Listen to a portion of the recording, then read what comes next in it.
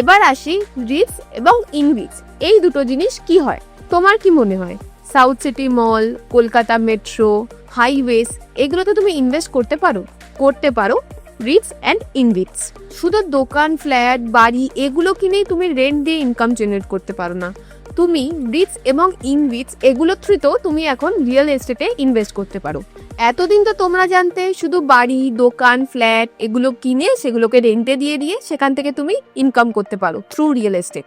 কিন্তু এখন তুমি সাউথ সিটির মতো মলস, কলকাতা মেট্রো, হাইওয়েজ এগুলোতেও ইনভেস্ট করতে পারো এবং ওখান থেকেও প্রফিট জেনারেট করতে পারো।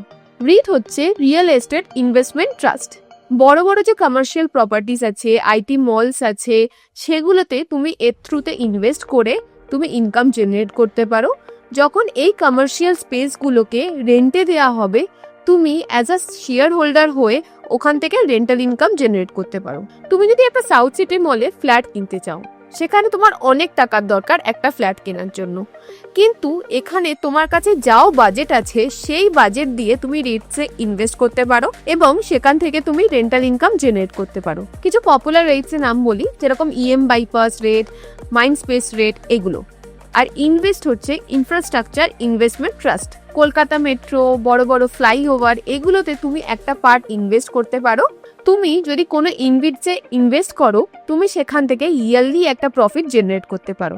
IRB invite, power grid invite এগুলো হচ্ছে কিছু পপুলার ইনভিটস, এগুলোতে তুমি ইনভেস্ট করতে পারো।